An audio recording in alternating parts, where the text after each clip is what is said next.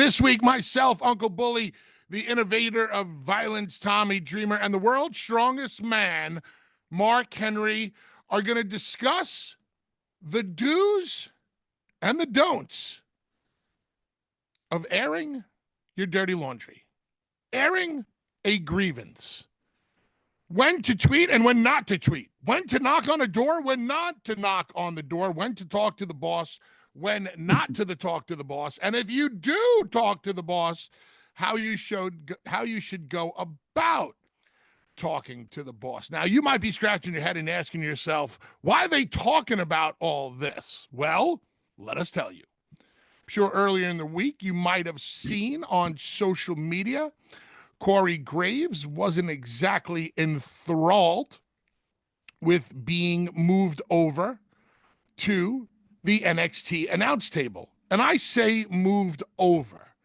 because I don't look at it as a moving down or a demotion. And I'll get into it here on our master's class. He wasn't happy about it, and he took to social media to air his grievance. And then he tried to back it up by saying he was, he would have more to say on the actual show, and then he was removed from the show. Now, this master's class is not about Corey Graves. This master's class is not, we're not bashing Corey or anything like that. It's just that this situation has happened in the wrestling business before. And we're going to talk about how you should go about it, or at least our opinions on how you should go about it if you are a talent and if you have ever had to go about it. So, Tommy, I'm going to start with you. I know how you or I would air a grievance with Paul Heyman. I know how you or I would air a grievance with Vince McMahon. I know how you or I would air a grievance with Dixie Carter or whoever was the head of creative in TNA. We know enough about each other. But when it comes to you, how do you personally tell a boss you disagree with a decision that they have made when it comes down to you? And would you ever take to social media to voice that opinion?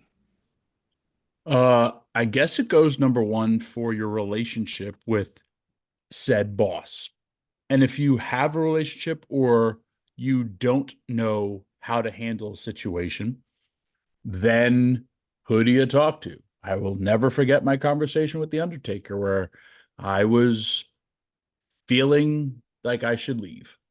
And this was SummerSlam in LA.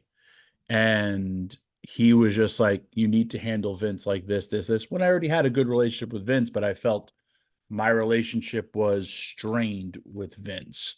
Once you have these relationships, it's me and Paul, you and Paul. Hey, Paul, this is fucking stupid. Well, why is it stupid? Blah, blah, blah. Because we all were so close and so tight. And it was never argumentative. It was like, dude, what are you thinking? Well, this is what I'm thinking. Like, and you have this verbal, because also at the end of the day, Paul knew that you and I had the betterment for the brand of ECW and for the company. The best interest of the company in mind. Yep. WWE is a completely different animal. It's number one, pick your battles. JR, pick your hills to die on. And when you can't take it any longer. If I will tell you, again, this business is about manipulation, feeling, connection, all that stuff. Airing of your grievances is hard unless it's Festivus. And on social media, what do they always say? Don't put your dirty laundry out there. Because once it does, it's the hardest way to get it back. I remember I had a column in WWE, and again, I wasn't happy with the direction of the WWE ECW, and this was a column on the WWE website, and I wrote it, and I wrote about my unhappiness with what was going on with this brand, all that stuff, blah, blah, blah, blah. But I put it in a way of, this is when the Big Show won the title. And I put it in a way of, I'm so unhappy of it because of Big Show, and because he wasn't like what ECW represented, blah, blah, blah. But I also told them, hey, this is for me to kind of work my mojo to be in that main event picture. And it was like, I got everybody to the point where, like, in the office, they were just like, whoa, this is gaining a lot of traction. But they all thought I was shooting against the company, but I'm not. And I made it an angle for myself. There's two ways out of this. You're going to be fined or fired when you air your grievance on social media. I will go to the most loyalist soldier of all time within the WWE, Howard Finkel. Howard came up with the name of WrestleMania. Howard loved the boys, loved the business. As Howard started getting older, they were removing Howard from television. You'd still hear him, blah, blah, blah. But it was, you're not looking the part of what we want to represent. And though Howard was upset, Howard was hurt, and Howard would one time literally cried to me when he wasn't on a WrestleMania and how much it bothered him. But he was still a loyal soldier to the company. And he also would always say, Tommy, I still got it in me. I could still go out there and do it. And I'm trying. And I'd see him in the gym. He was trying to lose weight. He was trying to do things. But just that's the entertainment part. If they feel you still got the pipes is one thing, but if they feel you don't have the look, it's another thing. But he remained faithful and loyal to the day he died to that company. And loved the WWE forever, no matter good or bad, always talk positive about it. Just, again, a soldier. And even after, like, when he was sick, like, hey man, WWE paid for all of that when they didn't have to do that. A lot of the reasons why you know things, I know things about the good that WWE has done, the good that Vince McMahon has done, and why he never wanted stuff like that out there. You and I both also know about the times they put JR out to pasture, or how many times they moved JR. And at the end of the day, JR had a long ass career there. And it's interesting that you bring up JR, because Coachman actually retweeted the Corey Graves tweet and said something to the effect of, hey, you might have wanted to rethink this strategy, because even JR has been moved around multiple times. But Tommy, continue. In one of my last conversations with Vince, like, I went to Vince like 3 times pretty much in my entire career. Follow there. Up on your JR thing. That they moved him around, and they moved him around because he had Bell's palsy. He'll tell you that. He has said that. And he's like, maybe and you and I always joke when he said, Tommy, it's a cosmetic business, to me, because I was gaining weight, but he also experienced that. And again, you never had to show the guy on television if you felt he wasn't cosmetically appealing. But again, his voice is what you're really hearing. But those are decisions, and JR played the role. He played the role all the time because he knew how to play the game. I was saying I went to Vince probably like 3 to 4 times tops to air like my stuff. And towards the end, where I was just like, man, I got to go. I can't be here. Like, and I had won the ECW title. I went to him about that. And I was like, hey, I've done the highest ratings of this brand for 3 years in a row, and yet you don't push me. My contract's coming up, blah, blah, blah. They put the title on me. As soon as I lost it, I realized I was back in the same place. And I was like, man, I can't be here anymore. And he was like, I want you to stay and help the younger generation. And next, we don't have to put you on TV, but like work the live events and be there, blah, blah, blah, blah. And I was just like, I don't want that. And he was like, well, we're going to go younger. And I said, well, there's your answer. I can't get younger. I can hang with these guys. I can do this, but I can't get younger. And then I was like, so I guess I got to go. And he stood up. He said, Tommy, I wish you wouldn't, but yeah, thank you, man. And that was it. It was over. It was done with. I don't know the situation with Corey Graves. If they literally went to him and said, hey, man, Pat McAfee is a bigger star than you, is because this is what Corey had put out there. He is. Pat McAfee appeals to not just the WWE bubble, a world bubble. He's on ESPN. He's got an awesome show. He's on College Game Day. He does everything. And it's like, hey, once this comes back, you'll get this gig. The conversation, if that happened and you still did that, then you should be terminated. Tommy, if the WWE hired you tomorrow, where would they expect you to wrestle? NXT? I don't know this where you're asking. What I'm trying to get at, when you're hired as a talent, you're not hired as a talent to work exclusively on Raw, to work exclusively on SmackDown. You're hired as a talent to work on any brand that Correct. They want to put you on. Absolutely. Tonight, we need you to be the World Heavyweight Champion on Raw. But tomorrow night, we need you to be the opening match on NXT. And then on Friday, we need you to be the crossover on SmackDown, right? Yeah. Same thing for announcers. Announcers get moved around just like talent does. But when it comes to announcers, that pool shrinks significantly. How many announcing spots are there in the WWE? The Raw spot, the SmackDown spot, the NXT spot. If you're an announcer and you get moved around in the WWE, what's the problem? There isn't one. They like you. They're employing you.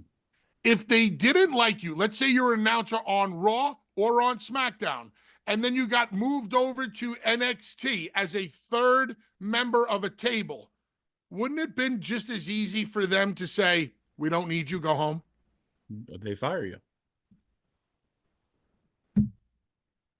It's I mean, airing of grievances, there's no way about it. And like I said, if you had that conversation and you didn't like that, if they didn't have that conversation and you felt slighted, you needed to go to your boss. If your boss blows you off, well, then it's like, hey, and you have to expect to either be terminated or fined.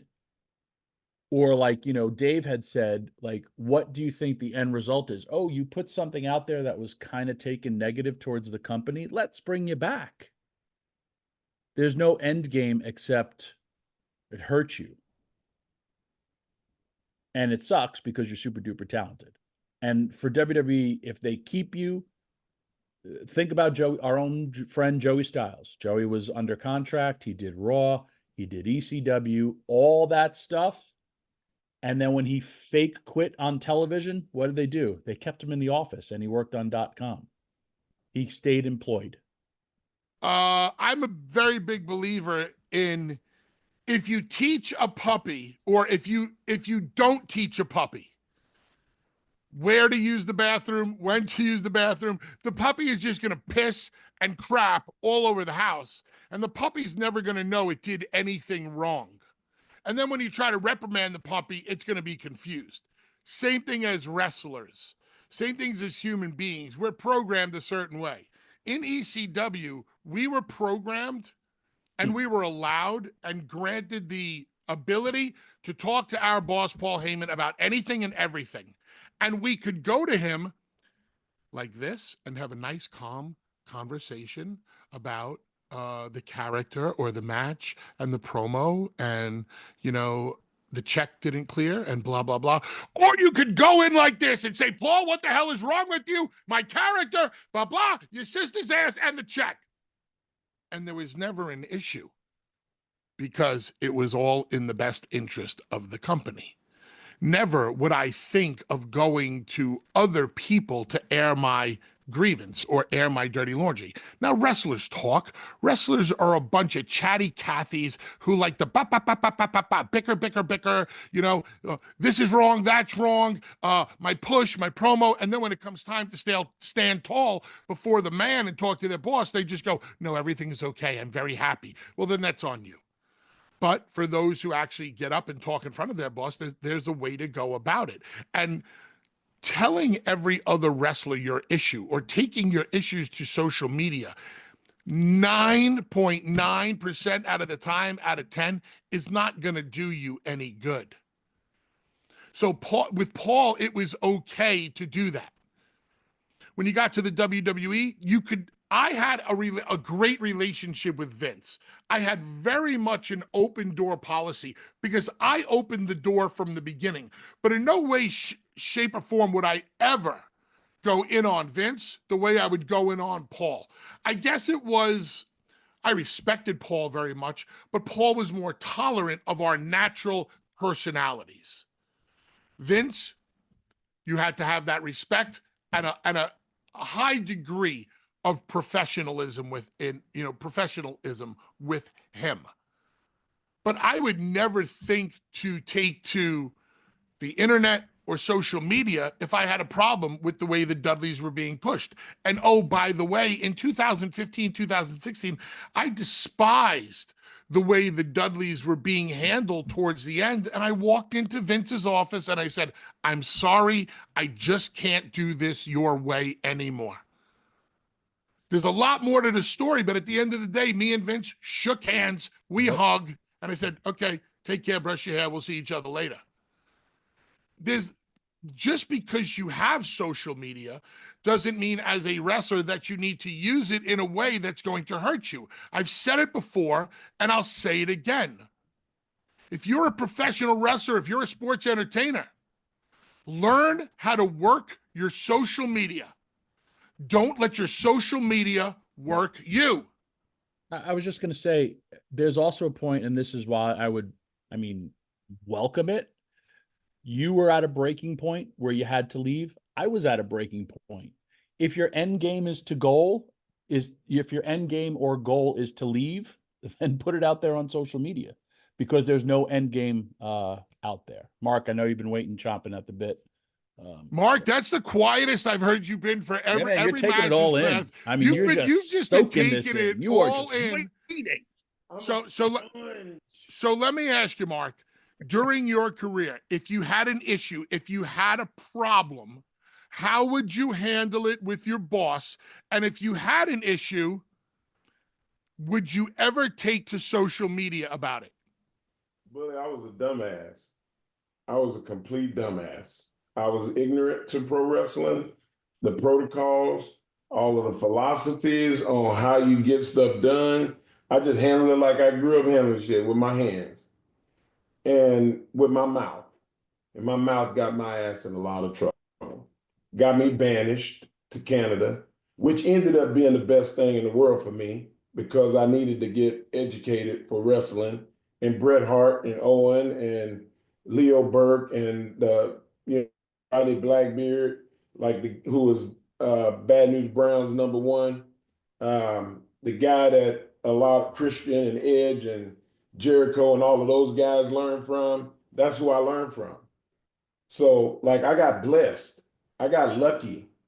Nobody taught me nothing. I got thrown to the wolves. So I acted out. And there was no such thing as social media back then. It was just, you want to go outside? If we didn't agree, it was different back then. I don't know if y'all realized in '95, I used to see the locker room get the chairs and tables pushed back all the time. There were fights all the time. Yeah. Not just with wrestlers, I'm talking about fans. It was some big burly dudes that thought they was tough and got their ass beat. And the cops used to be like, "Hey, you want to go to jail or you want to go home?" Dudes be like, "I want to go home." "All right, well, you better get your ass out of here before he beats you up again." That was wrestling back then. Yep. I mean, there were a couple of people that got guns pulled on them. Like, so talking slick was not something that was uncommon. And I grew up, I got educated. People like Dory Funk sat me down and said, "Hey, you could do real good. Just less mouth and more work." I love Dory today for it. People like Tom Pritchard and Rip Rogers. Like it was it was I was taught not to talk to the press. I was taught not to go to the boss. You got a problem? Go to the guy or the agent. Like if there's something, like I had issues, I had a couple of racial issues that I just couldn't avoid, and it had to go to the top. Like, hey, I'm gonna go to jail is what's gonna happen. I can't take it. Like I'm gonna shank him. And they were like, "You're not shanking nobody." And I was like, I'm ready to die, man. Like, you don't understand. I didn't grow up being pushed around. Like, you go to where I walk and see if that's what people remember about me growing up. Now, Mark, when you say shanked, you mean with like a homemade shiv or like something like a knife you stole from catering? Anything that would have been sharp enough to cut their skin, that's how aggravated I got at times. Right. But like you said, it's running your mouth just like today. There was no social media back then. If somebody ran their mouth, and I've known this, somebody has run their mouth about you on social media and you went and talked to that person. Yeah. And we'll do it again. Yep. And my whole thing is, if you have a disagreement, there's a way to fix it. And I would rather it be a work than it to be a shoot. Like if we go, man, the people already know, let's make some money. But there's sometimes, man, Chris Jericho, love Chris. And we laughed today about the issue that me and him had. But Chris got a mouth on him. Big time. And we were we had this match, and there was something I forgot. And y'all know that stupid or ignorant or retarded are triggers for me, because I got called that stupid shit when I was a kid. And one of Chris's things he says is stupid idiot. And he didn't say it to me like, you stupid idiot. He said it like it's like, dang it, to him. And I said, what? And went after him. And it got resolved, but it got resolved through conversation, not through throwing hands. And he was like, man, like, why did that bother you so much? And I was like, because it's like a dog that got beat with a stick. When they see the stick, they go crazy. And that was one of my triggers. And everybody have them. Whatever triggered Corey is going to be something that's going to trigger somebody else one day. Is somebody going to trigger you, Bully? I saw the guy, the guy that got beat up in Chicago. Like, you wasn't wanting to do that. We was having a good time. We was laughing. And then you come up, you overstay your welcome, you do something out of line, you get beat up. But it's a different time. You beat somebody up now, you go to jail. So it's best to talk it out, make sure that the legalities don't get you put down. But with the office, if you have an issue with the office, you go to the boss and you say, listen, I'm a man. I got pride. Can we not talk tough to each other? Because talking tough is not working for me. Like, it makes me go to a place where I don't want to be because I want to respect you. I want to look at you as a father figure, as a somebody that I work for that I appreciate. I don't want to be a commoner, and I don't want you to talk to me common. You know what? I had that conversation a couple of times with high ups, and they go, you know what, Mark? I appreciate that. I said, but you got to do your role. You got to play your role. Excuse me. Been a little under the weather, but we resolved those issues, and we was able to come out on the other side. And here I am, 29 years in the business. Next year will be 30 years. And I'm looking forward to having a big celebration and inviting everybody that had a role in me becoming me. Because I didn't do it by myself. None of us did it by ourselves. But the communication is the number one thing that you have to put out there.